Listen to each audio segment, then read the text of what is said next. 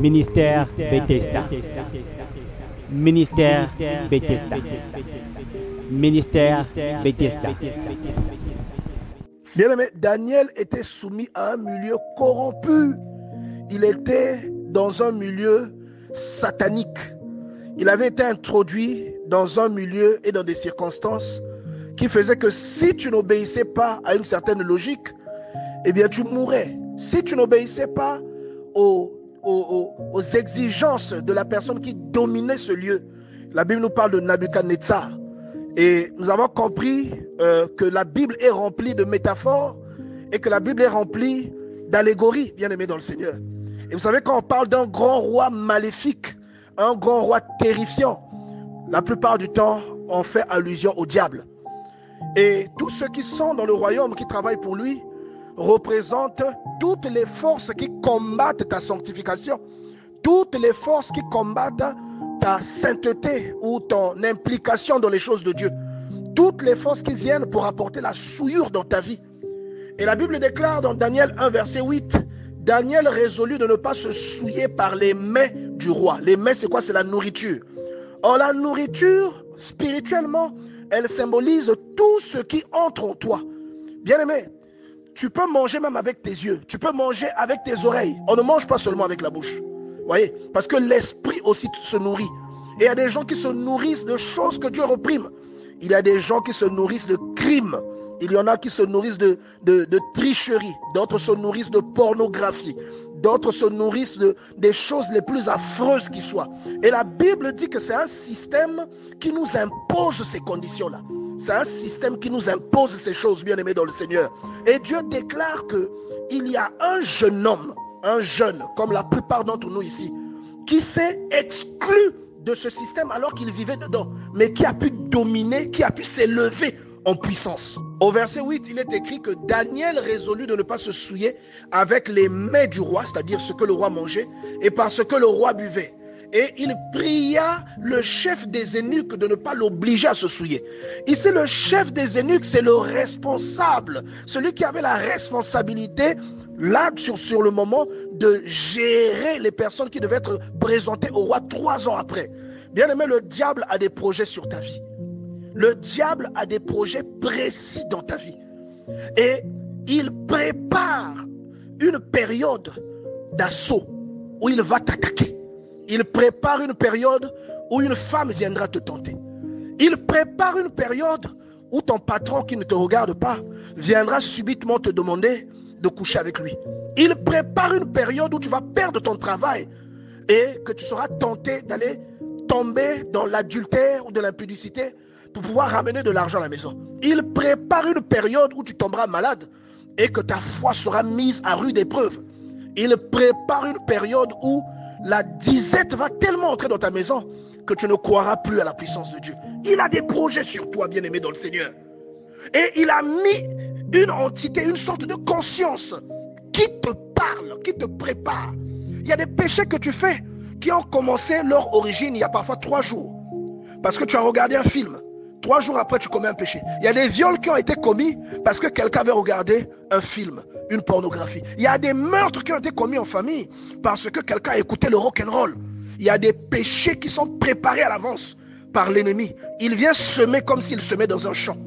Et ici, la Bible déclare qu'il a dit à l'eunuque de ne pas le souiller avec ce que le roi faisait. Tu as la possibilité de résister aux appels du diable dans ta vie. Il déclare au verset 9 que Dieu fit trouver à Daniel faveur et grâce devant le chef des eunuques.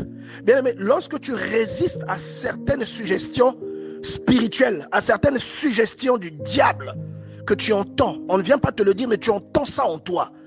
Bien aimé, lorsque tu résistes, au bout du compte, en fait, c'est le respect d'un principe qui te rapproche de Dieu. Et Dieu t'accorde une faculté, il t'accorde une grâce, la grâce de t'élever et de faire exercer, de faire appliquer ta volonté auprès de ceux qui sont supposés être au-dessus de toi. Normalement, il y a des esprits qui sont tellement puissants qu'ils se mettent au-dessus de toi. Ils ont une force suggestive, ils ont une puissance de conviction incroyable. Ils peuvent te pousser à faire du mal. Ils peuvent te pousser à commettre un péché que tu t'efforces d'arrêter. Mais Dieu dit que parce qu'il s'est abstenu de participer aux festivités du roi, lequel représente le diable. Ces festivités représentent tout type de souillure et de nature de souillure qui viennent dans la vie d'un homme et auquel une personne est exposée dans sa marche vers Dieu. Et il dit le fait qu'il ait résisté, il a eu une conviction, une compétence de la part de Dieu qu'il a placé au-dessus. C'est-à-dire qu'il a pu faire appliquer sa volonté par le chef de l'eunuque. C'est-à-dire que le diable et ses suppôts n'ont plus l'autorité suggestive qui peut te convaincre de faire de mal, mais ils vont subir ta volonté à toi. Ils vont subir ta force de caractère, celle qui vient de ta foi, bien-aimée dans le Seigneur. Vous voyez, c'est une parole très profonde. Et la Bible déclare que Dieu a accordé à Daniel et à ses compagnons de la science, de l'intelligence, de les lettres, de la sagesse. Et Daniel expliquait toutes les visions et tous les songes. Cela ne vient pas subitement, cela vient avec la prière. Alors comment cela s'explique-t-il? La Bible précise que Daniel était volontairement entré dans un programme de prière, dans un style de vie. Il avait adopté un mode de vie dans lequel il se préservait des souillures et il se conservait pur. Et la Bible déclare que à partir de là, il y a des choses extraordinaires qui ont commencé à se manifester auprès de Daniel. Et il a eu une connaissance spontanée. La Bible dit que Dieu lui accorda, c'est-à-dire qu'avant, il n'avait pas cette distinction, il n'avait pas cette connaissance. Tout comme toi et moi aujourd'hui, il y a des choses que nous avons acquises, il y a des choses que nous n'avons pas encore acquises, il y a des choses que nous cherchons. Et la parole de Dieu est en train de t'apprendre aujourd'hui que tu peux obtenir ce que tu n'as pas encore reçu de la part de Dieu en te préservant des souillures du monde.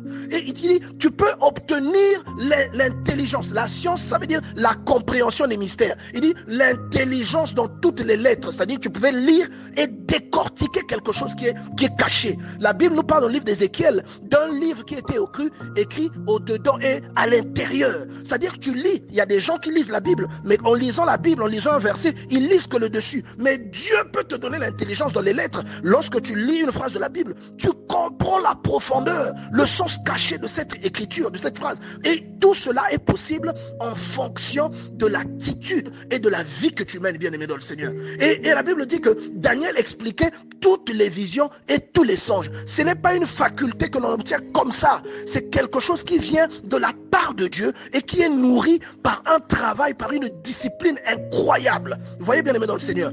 Et souvent, c'est source d'élévation parce que la Bible dit, si tu vois quelqu'un qui est habile dans son ouvrage, il sera avec les rois. Si tu t'appliques dans ce à quoi Dieu t'appelle, bien-aimé dans le Seigneur, tu verras l'élévation se manifester dans ta vie. Alors comment cela s'explique-t-il? La Bible précise que Daniel était volontairement entré dans un programme de prière, dans un style de vie. Il avait adopté un mode de vie dans lequel il se préservait des souillures et il se conservait pur. Et la Bible déclare que à partir de là, il y a des choses extraordinaires qui ont commencé à se manifester auprès de Daniel. Et il a eu une connaissance spontanée. La Bible dit que Dieu lui accorda, c'est-à-dire qu'avant, il n'avait pas cette distinction, il n'avait pas cette connaissance. Tout comme toi et moi aujourd'hui, il y a des choses que nous avons acquises, il y a des choses que nous n'avons pas encore acquises, il y a des choses que nous cherchons. Et la parole de Dieu est en train de t'apprendre aujourd'hui que tu peux obtenir ce que tu n'as pas encore reçu de la part de Dieu en te préservant des souillures du monde. Et il dit, tu peux obtenir l'intelligence. La science, ça veut dire la compréhension des mystères. Il dit l'intelligence dans toutes les lettres. C'est-à-dire que tu pouvais lire et décortiquer quelque chose qui est caché. La Bible nous parle dans le livre d'Ézéchiel d'un livre qui était écrit au-dedans et à l'intérieur. C'est-à-dire que tu lis, il y a des gens qui lisent la Bible, mais en lisant la Bible, en lisant un verset, ils lisent que le dessus. Mais Dieu peut te donner l'intelligence dans les lettres. Lorsque tu lis une phrase de la Bible, tu comprends la profondeur, le sens caché de cette écriture, de cette phrase. Et tout cela est possible en fonction de l'attitude et de la vie que tu mènes, bien-aimé dans le Seigneur. Et la Bible dit que Daniel expliquait toutes les visions et tous les songes. Ce n'est pas une faculté que l'on obtient comme ça. C'est quelque chose qui vient de la part de Dieu et qui est nourri par un travail, par une discipline incroyable. Vous voyez, bien-aimé dans le Seigneur. Et souvent, c'est source d'élévation parce que la Bible dit, si tu vois quelqu'un qui est habile dans son ouvrage, il sera avec les rois. Si tu t'appliques dans ce à quoi Dieu t'appelle, bien-aimé dans le Seigneur, tu verras l'élévation se manifester dans ta vie. Mais une personne qui recherche Dieu de tout son cœur et qui applique ses principes dans sa vie est automatiquement élevé par Dieu. Quand on dit que tu es élevé, ça ne signifie pas forcément que tu vas être ministre, je ne sais de quoi, non. Mais tu es élevé. Les gens le ressentiront. Les gens le verront en toi. Ils l'entendront dans tes paroles. Ils verront que tu as quelque chose de plus dans ce que tu exerces. Et cela ne vient pas comme ça. Cela vient avec des principes que tu appliques.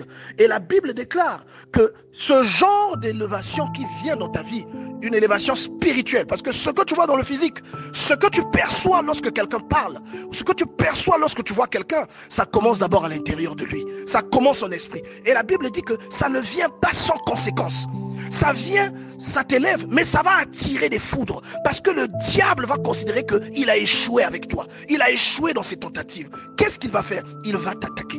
Il va attaquer ce que tu as de cher. Il va attaquer ta foi. La foi est la chose qu'un chrétien a de plus cher dans sa vie. Il va chercher à te corrompre. L'élévation que tu vas connaître peut même devenir un piège. Là où au lieu d'élever Dieu, tu vas chercher les honneurs qui vont te revenir à toi, au lieu que Dieu soit élevé à cause de la grâce qu'il a placée dans ta vie. Il y a beaucoup d'hommes de Dieu, beaucoup de prédicateurs qui se sont perdus. Ils ont commencé avec une vocation authentique, mais après ils ont suivi l'argent. Après ils ont suivi les honneurs que les hommes leur donnaient. Bien-aimés dans le Seigneur, faites très attention. Et la Bible dit que Daniel et ses compagnons furent élevés. Et le diable avec ses suppôts ont fomenté des plans pour les faire descendre de là où ils étaient, pour les faire mourir. Et la Bible dit qu'on leur a placé une statue devant laquelle ils devaient se prosterner lorsque la trompette sonnait. On avait déjà parlé de ça ici.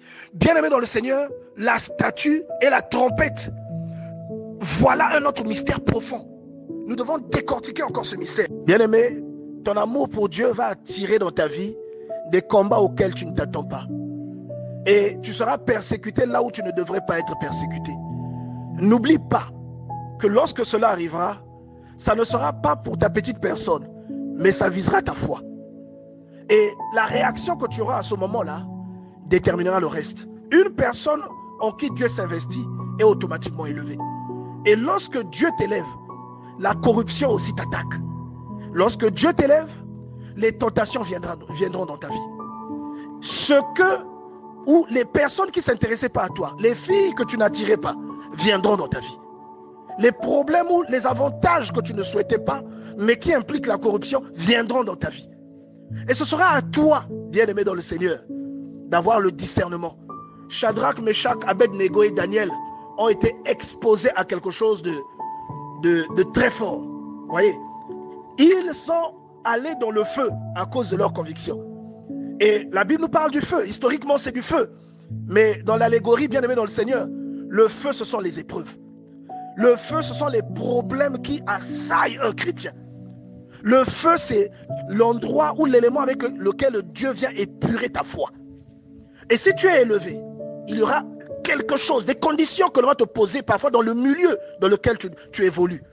Où il y aura des choses qui viendront à toi pour te pousser à la corruption. Il y aura une femme qui viendra te séduire. Il y aura quelqu'un qui te demandera d'entrer dans une loge. Il y aura quelque chose qui va se produire parce que tu es élevé. Et cette corruption ici est illustrée par la statue.